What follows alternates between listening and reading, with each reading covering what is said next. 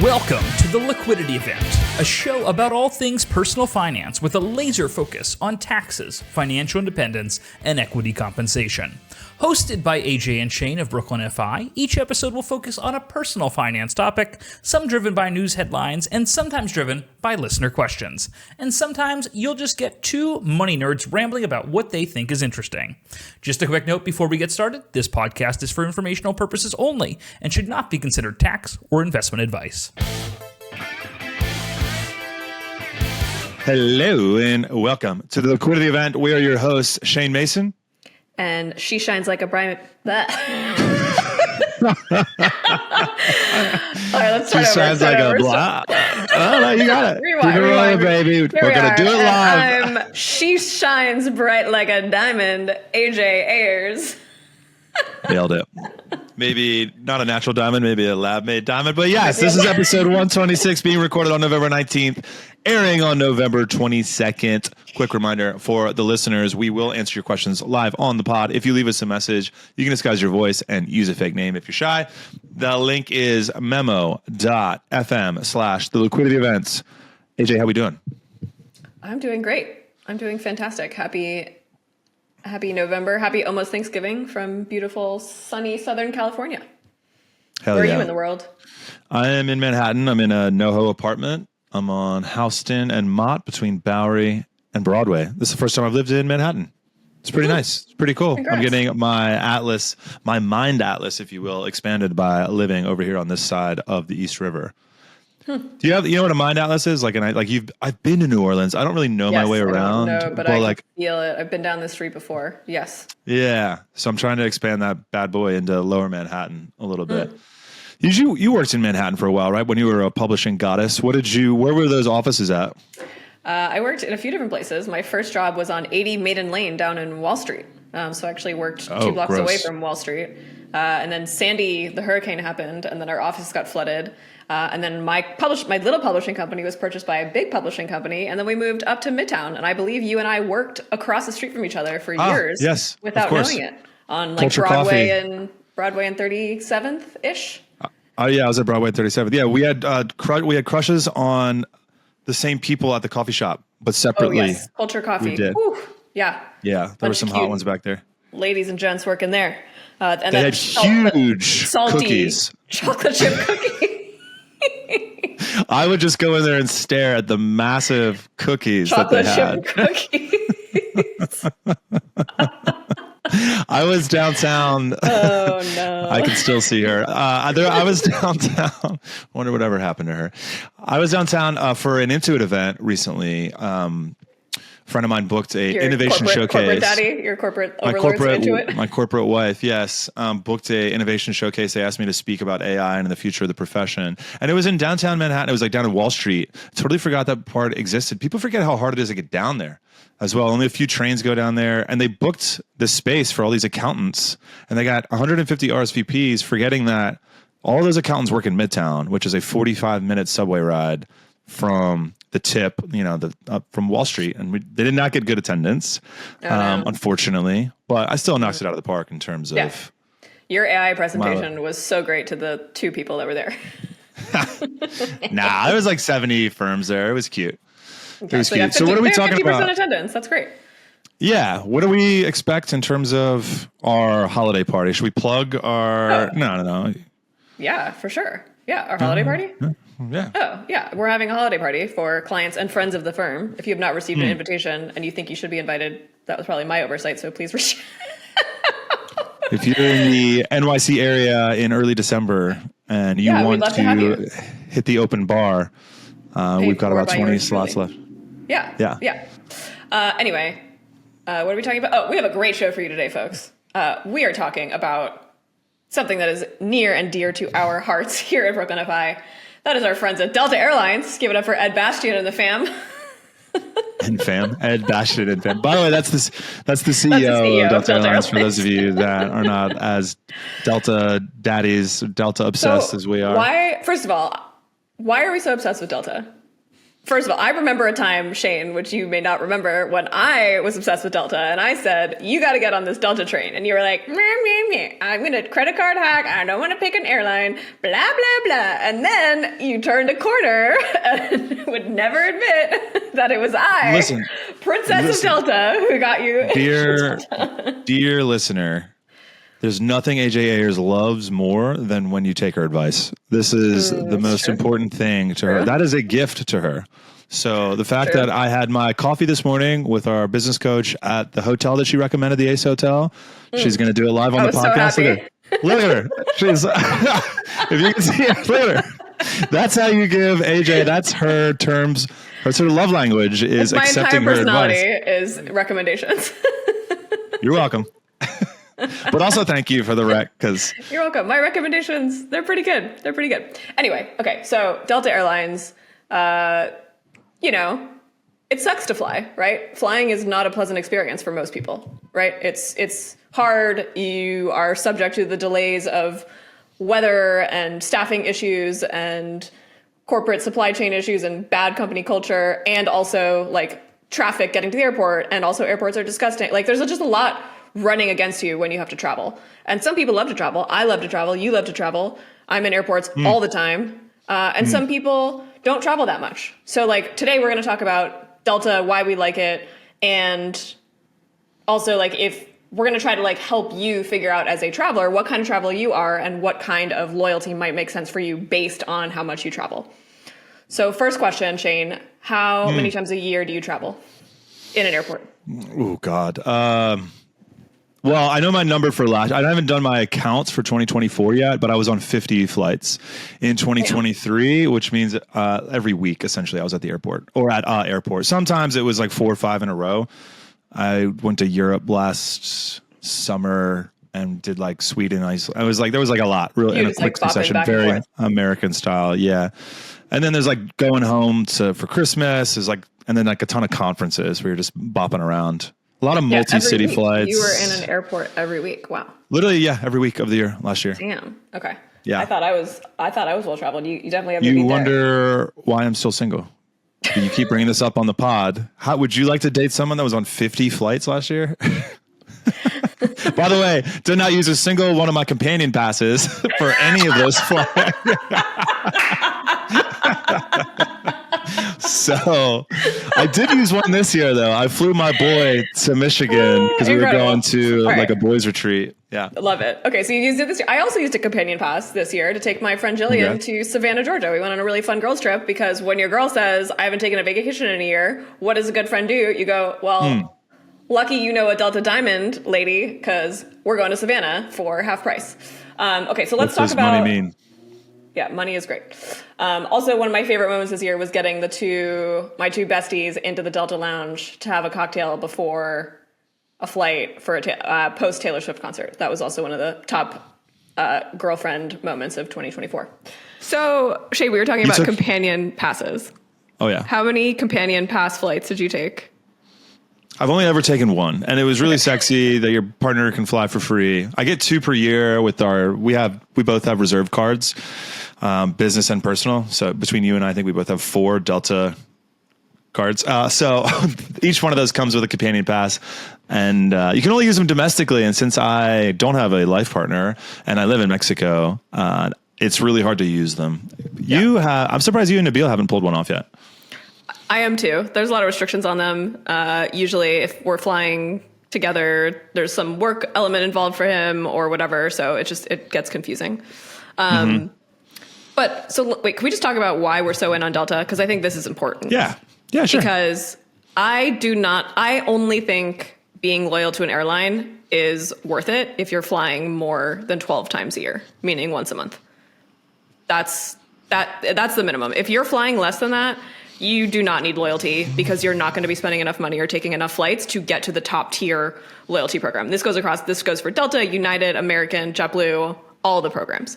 If you're flying less than that, spend do a cashback rewards credit card. Like the dollar for dollar value is better on cashback rewards cards. However, if you're flying more than 12 times and you spend a lot of time in airports, like Mr. Shane over here, who's in 50 airports a year, I counted up for 2024. I'm at 30. By the end of the year, I'll have taken 34 flights. That's a lot of time in airports, right? So to me, you can't really put a price on lounge access when you're 2 hours early for your flight. Like that's priceless. So I am going to keep all my spend on Delta. Do you agree?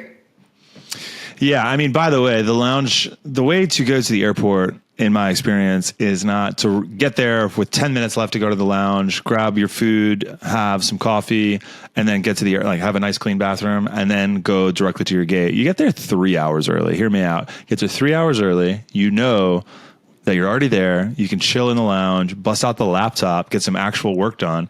That work that you're doing from home is not going to be that much different from the work that you're doing in the lounge. So just use the Delta Lounge at JFK has an outdoor space. I don't even have outdoor space in my apartment. I just like to go and hang out there.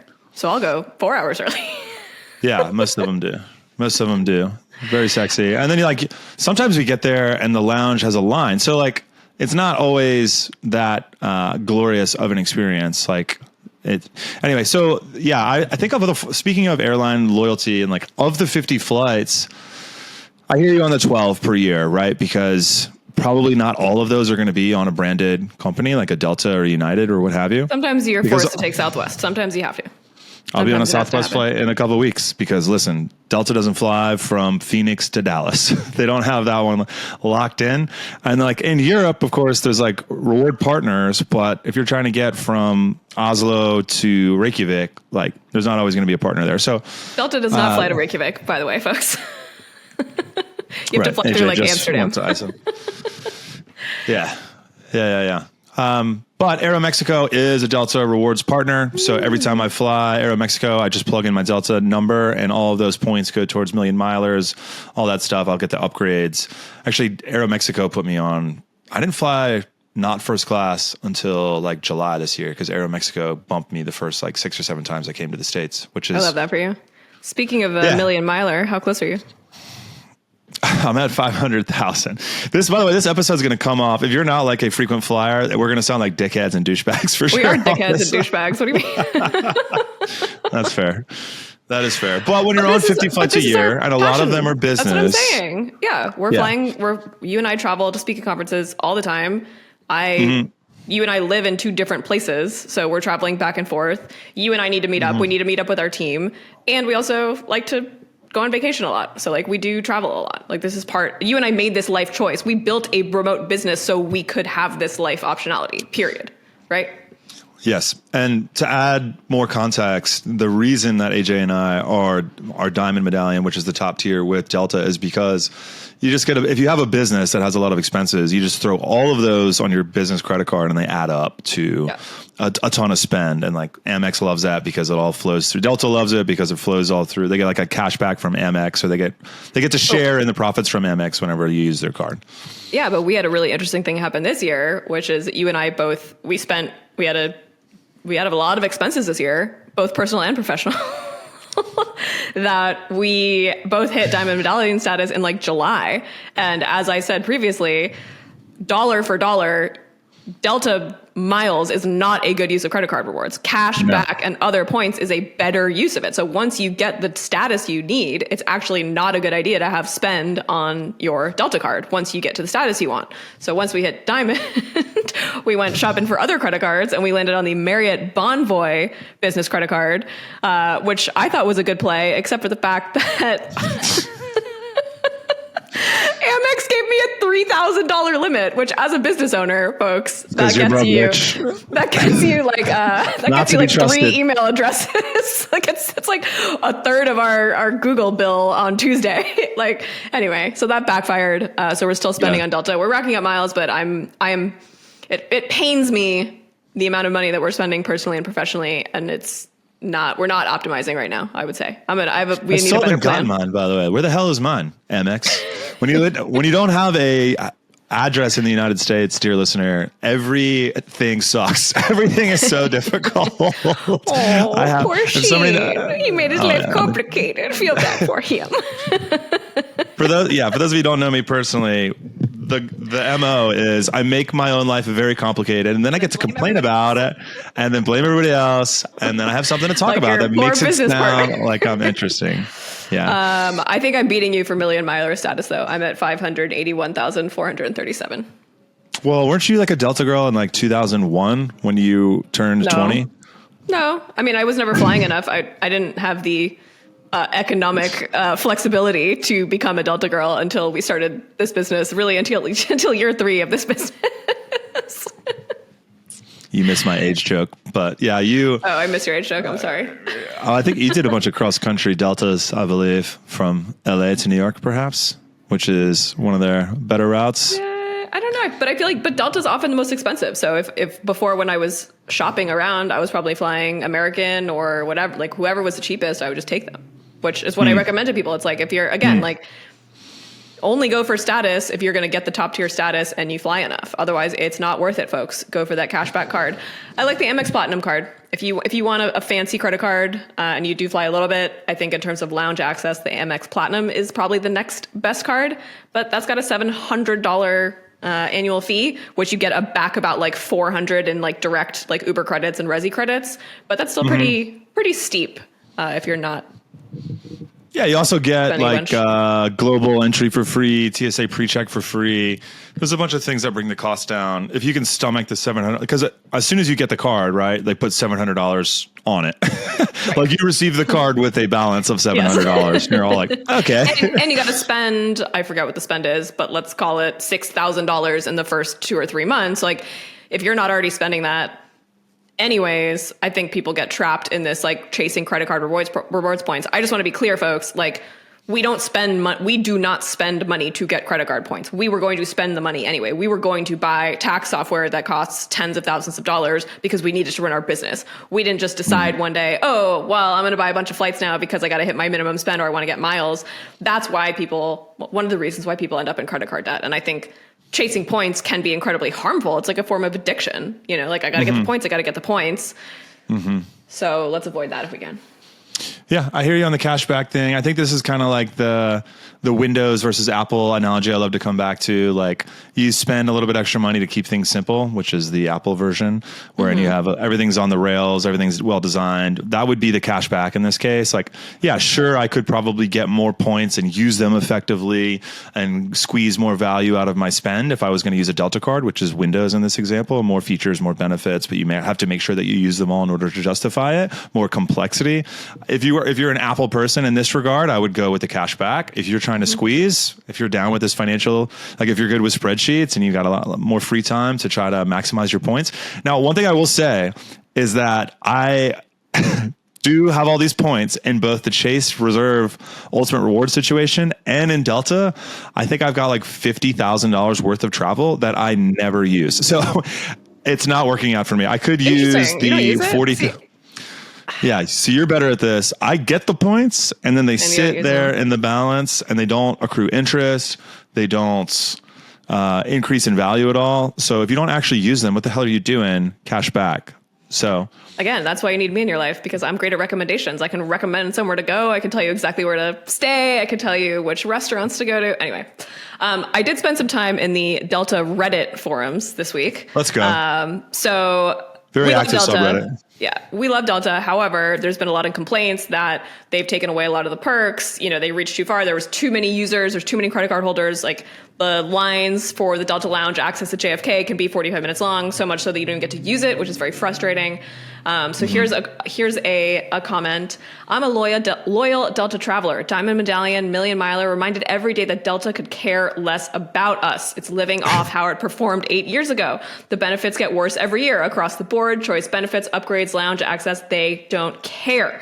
Today, anyway, he goes on to tell a story about how he paid for first class, but it was basically barely premium economy and it wasn't worth it. So there are a lot of Delta heads who are feeling like we are not being treated well by Delta. Do you agree with that, Shane? I mean, I think all businesses will make investments. It sounds like a venture-backed company. It sounds like Uber prices 8 years ago, got a ton of market share. And look, now that they have us as captive users and active users that don't want to change things up, they're raising prices. So I'm not surprised by that in terms of the trajectory of the value of the points and the experience for users. It's not surprising at all. Nope. What are your thoughts? I mean, yeah, I do think their marketing push was to get as many people loyal to the brand as possible. And then once they had them, they started pulling back the benefits. Like that's business 101 is get people loyal, get a bunch of subscribers, and then start to offer less to maximize your profits. Like it makes sense. I think, again, like I'm going to keep hammering this point home. Like, unless you're going for the big highest tier status on any airline, this is not just exclusive to Delta, like it's not worth it. If you have silver medallion status on Delta, it doesn't get you shit. It doesn't even get you Sky Priority check-in anymore. Like seriously. Oh, and by the way, folks, Diamond Medallion members do get to choose these benefits. They're called choice benefits. So you get to choose, do you want 4 free domestic upgrades, or do you want 2 free domestic upgrades and 2 international upgrades? There's all these different perks. And one of the perks is that you can wave your little magic wand and grant someone silver medallion status to help them along their way. So let's see if Shane meets any companions where he can put some silver jewelry on them, perhaps. I've given enough to the boys at this point. It's time for the girls to get some love. I got a ding the other day that my credit card offers a discount on Clear membership for you and 3 other people. So I added 3 of my boys, and then that was just a discount for year 1. I just paid $400 for 3 of my boys to get Clear status, and they're all like, "Oh, that's chill. Thanks, bro." Like, dog. They fly like 3 times a year. Yeah, well, that's what I mean. It's like, who cares? But look, folks. All right, if you fly once a year, you need TSA pre-check. I don't care. What are you doing? Get TSA pre-check. It takes 20 minutes. Fill out the application. Do the quick interview at the airport. No excuses. Global entry, I get it. That's a little more involved, kind of annoying. You don't want to do that. That's fine. However, I did land at JFK the other day, and the line for immigration for non-global entry folks appeared to be 3+ hours long. So that could make your once a year international trip very unpleasant. So I'm going to go ahead and hard recommend global entry as well. Have you done Delta Digital ID? That shit is chef's kiss. You literally just walk through. There's no wait at all because they already have all your information. What the hell are you talking about? Through what? Security or through customs? Security. Sorry. Domestic. Delta Digital ID. Is that like only at JFK? Like, so Delta does have all those terminals that are just theirs at certain airports. Like I think at LGA, they have terminals that are only theirs. Like, and security is aware that only Delta passengers are flying through that TSA security check, which, by the way, fuck TSA. We all know that. But what also drives me nuts is like how every TSA and every other airport has a different approach to you going through security. And they all act like that's the only way that they've ever gone through security, because TSA people probably aren't, no offense, but they're probably not jet setting around the United States experiencing TSA airports at other, you know what I mean? So anyway, no, I don't know what you're talking about with the Delta ID, but I have Clear pre-check is good enough for me, for the boy. Oh, yeah. Well, if you just click a button in your Delta app and upload some information, you can get digital ID, and then you'll just fly right through LaGuardia, JFK, LAX, and a few other airports. Also discovered in the Delta subreddit this week, Delta is partnering with Shake Shack to offer cheeseburgers on flights as a pre-purchase option from Boston, launching December 1st, soon to be expanded to other routes. So shortly, folks, you can purchase Shake Shack cheeseburgers on your Delta flight coming out of Boston. I can't wait for that. I love Shake Shack. That actually is sick. I do fuck with Shake Shack. You want to get Delta's EBITDA from 2019 onward? Oh, yeah. Okay. Just to get an idea of like the points. What are we? Yeah. EBITDA, 8.9 millions of million, or 8,900, essentially 8 billion. Millions of millions. Hold on a second. This can't be right. Well, let me circle back to this. This data isn't on the right format. We'll go back to you. All right. Yeah. I think, anything else you want to say about Delta? No, big fan. Okay. Cool airline. I have a tax question for you. Actually, I have a quick hack for Delta Airlines people. If you're on a Delta flight and you see the captain or co-captain, ask him for a Delta card, because these captains carry cards for the planes that they fly. Cards. So you can get trading card will give you like a 747 or like a 737 or an Airbus or what have you. It is a secret off the menu thing you can ask any pilot for. And don't be afraid to talk to pilots as well. They're sweet people. Oh yeah, I had a list of my favorite diamond perks. I would say the number one perk for being a diamond medallion is the ability to call the Diamond Medallion hotline and get someone on the phone in 2 minutes to solve your issue, which is very helpful when your flight is canceled or you're in a bind or you need to make a change. You do not wait on the phone at all. I would say that's pretty important for frequent travelers. Also, the drink vouchers, that's my favorite thing. It's the end of the year. I'm actually, for anyone on my Palm Springs to Minneapolis flight on tomorrow, I've got 25 drink vouchers expiring, so I'm going to buy the entire plane around to drinks, and I cannot wait. Hell yeah. All right. I got a listener question for you before we wrap things up. Are you ready? It's a tax question. All right. Client owns a bar that is an S corporation. There are 2 shareholders in this S corporation. They have $250,000 in the S corporation checking account. The client and his co-owner of this bar want to buy shares in another bar, which is a C corporation, but they are told they can only do so as individuals. How can the clients move the $250,000 that's in the S corp to invest in the C corp without taking a taxable distribution? Well, assuming that the money that was in the $250,000 that got into the company has to only come from 3 different places. It earned the income, in which case, if you take a distribution, then it would not be taxable of that $250,000 that it earned, because you're paying income tax on that, which increases the basis of the S corp. If it was a loan, if you were loaned $250,000, which I'm sure that's not where it came from, then I don't even need to answer that question, but it would be the same situation. And then if it was contributed by the S Corp shareholders personally, that means that it also increased their basis in the S Corporation, because that's money that they contributed to the S Corp. So if they take it back out, it's not taxable. So it would be really hard for that distribution to be taxable in any circumstance. So that covers 99.9% of the ways that $250,000 showed up. So just take it out. Love it. Just take it out. Thanks so much, Shane. That's my advice to all the young men out there.